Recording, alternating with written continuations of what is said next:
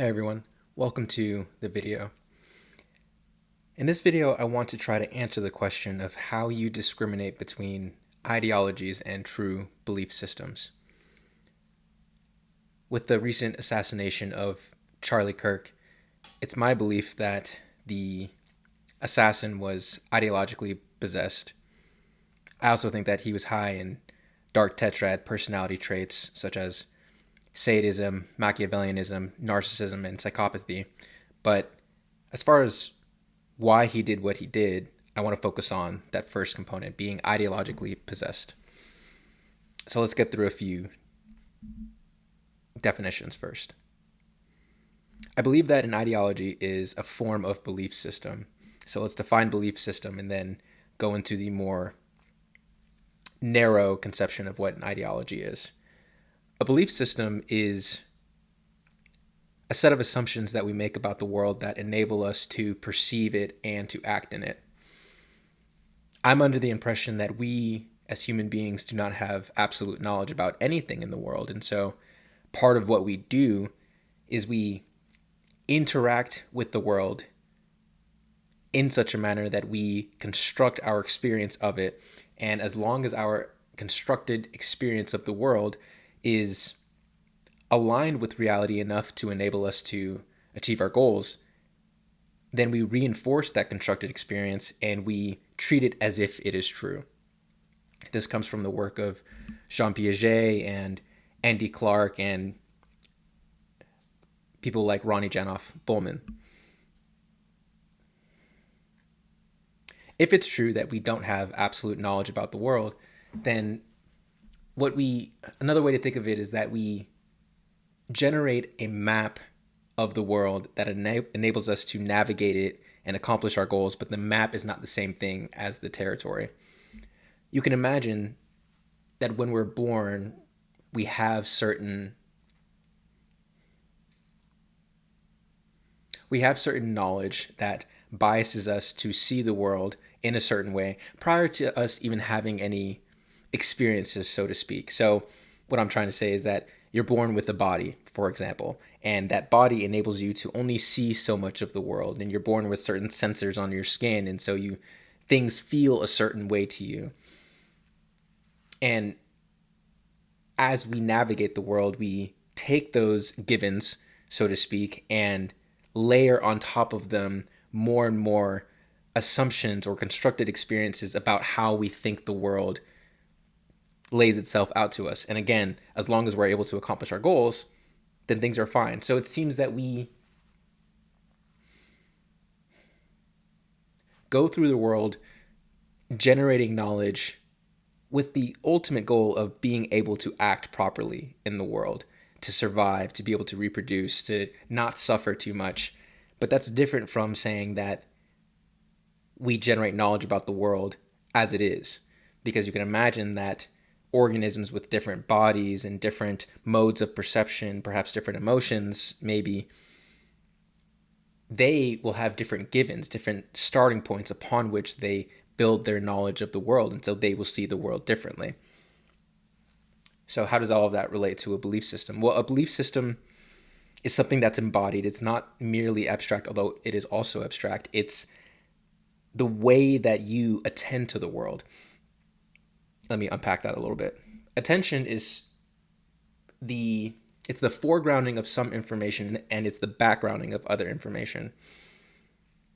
And you aren't only attending to the world in some static fashion, you're attending to it in a dynamic fashion. So that's why it's considered a pattern of attention. And attention is not just another cognitive faculty, from the words of Ian McGilchrist. Attention is the cognitive faculty that enables all the others. It's what enables language, as you can foreground some words and you background others when you're trying to have a conversation. It's what enables perception, as you can't look at everything in the world. And so inherent in perception is the attenuation or the ignoring of really majority of the information that's available to you.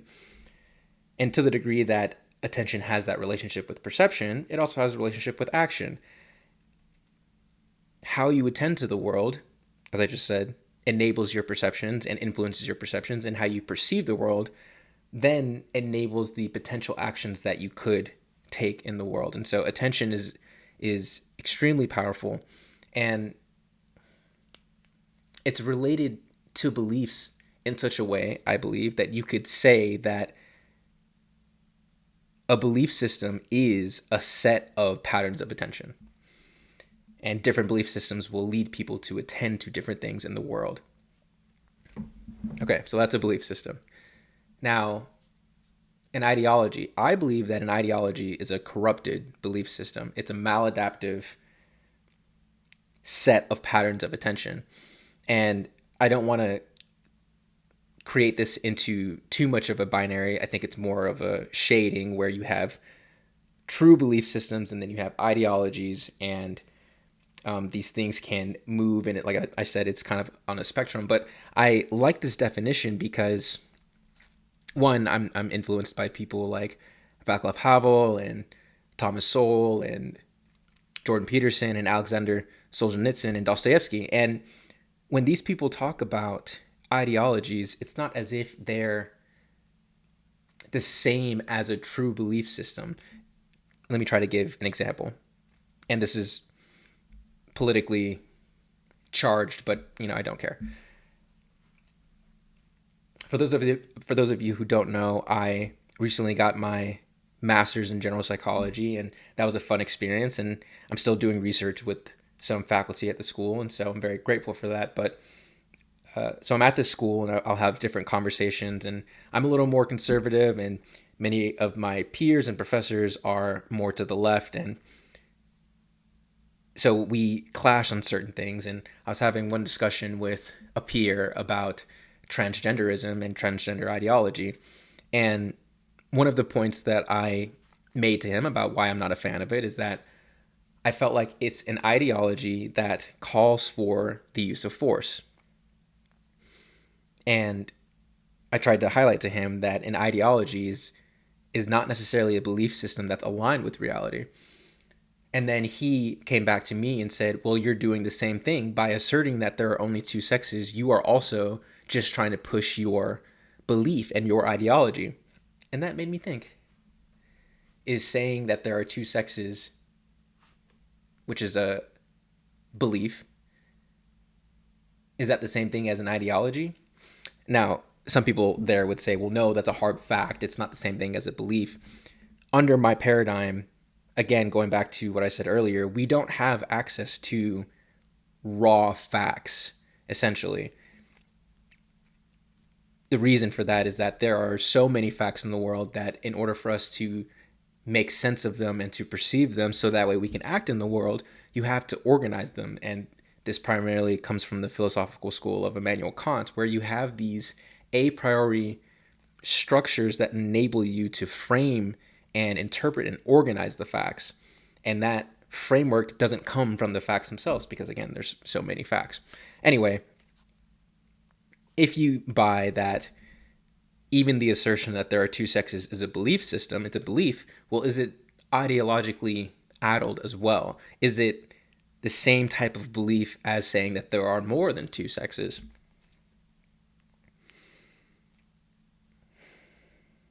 I'm not sure if I defined ideology, but part of the way I try to discriminate between a true belief system and an ideology is inherent in the way that I define an ideology as a corrupted belief system, as something that, as a belief system or a set of patterns of attention that requires low resolution thinking. It requires cognitive rigidity. It requires the use of force to get the social environment to adopt it. And it also fails when tested against reality. And I wrote a recent paper in my Substack that you guys can check out in the link below, trying to work through, well, is this a good enough way to make the discrimination, if it's even possible at all? And so what I did in the paper was just try to work through that question that I was discussing with my friend. Is the assertion that there are only two sexes just another ideology? And long story short, the answer that I came to, of course, is no, particularly given the part of the definition of an ideology that it fails when tested against reality. I've been recently reading some works of Alexander Solzhenitsyn, and he was a army officer in the Russian army, in the Soviet Union army, who became a warrior for truth, for lack of better terms. He, like I mentioned, fought in the army for the Russians, but was captured upon his return from the war in World War II because he criticized Stalin and he criticized the leaders.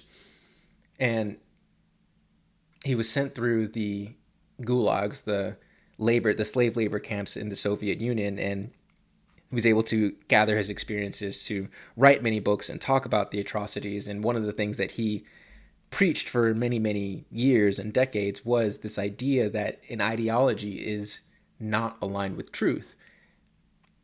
An ideology is something that is perhaps useful only in a certain context or in a small subset of conditions, but it doesn't generalize.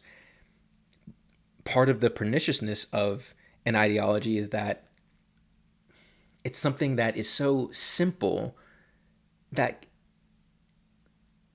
for various reasons can spread throughout society, and before you know it, many people adopt this way of thinking that is untrue and it's not aligned with reality. And given that people, generally speaking, don't like their belief systems questioned at all, even if they are true, well, what more if you have an ideology that's untrue and you don't like to be questioned? Now you don't have any corrective force to help you update your belief system and perhaps even turn the ideology into something that's true, or allow you to dissolve the ideology and to get rid of it and to adopt better patterns of attention that will help you actually attain your goals, but not just you, and help those around you attain their goals as well. And that's really the reason why it's important to be able to distinguish and to discriminate between an ideology, a set of beliefs that maybe are true in some circumstances, but are not true across contexts. The way Jordan Peterson put it,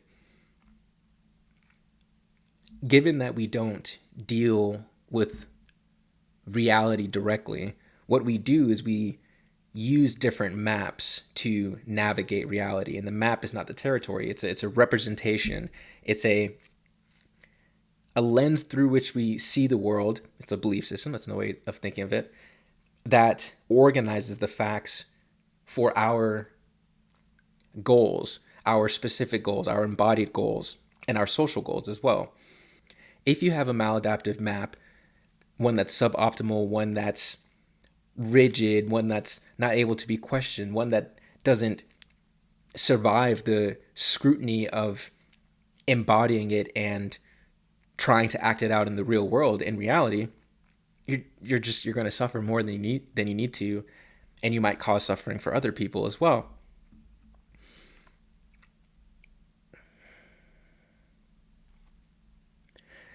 And this is something that I honestly think that our universities are supposed to be teaching. It's what our professors and our public intellectuals are supposed to be elucidating for the students that are coming through, and the young adults who will then go out into the workforce, who will leave the university and go off and do great things, or maybe they'll recycle back into higher academia. We aren't teaching that. We aren't defining an ideology and teaching our young people to identify them, so that way they can perhaps understand them, and then I would say avoid them.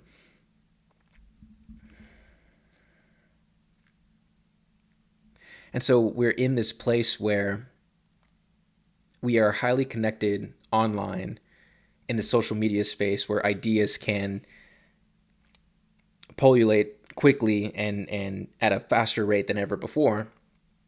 But we're also very disconnected in the physical reality and in the social reality offline.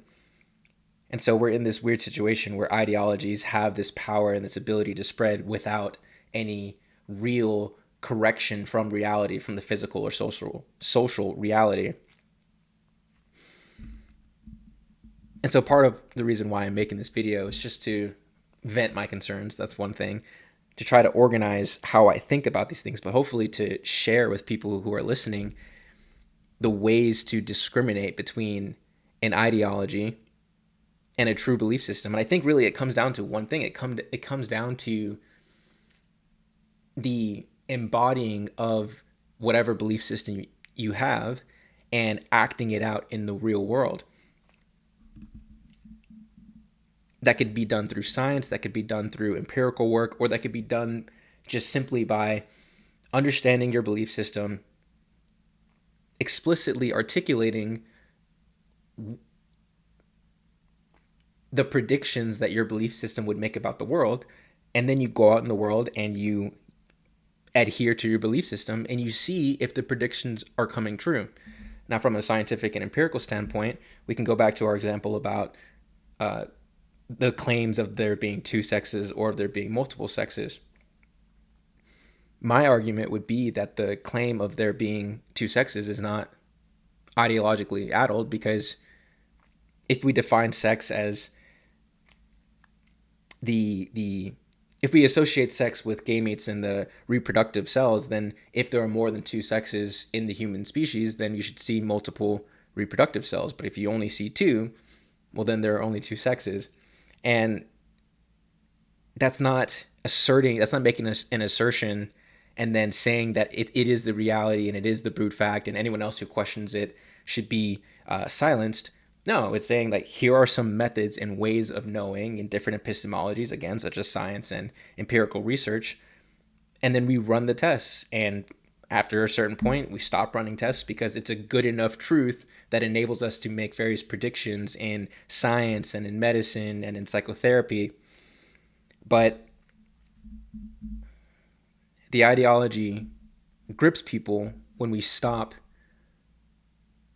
trying to ask the question of whether or not this thing is true. It's when we accept it at face value without trying to test it against reality. And that's what I think the best way to discriminate between a true belief system and an ideology is. It's testing it against reality and going out into the world and enacting that theory to see if it makes accurate predictions that help you attain your goals and that remain true across different contexts and across different times. So, hope that all made sense. Appreciate you guys for listening, and I'll see you in the next one.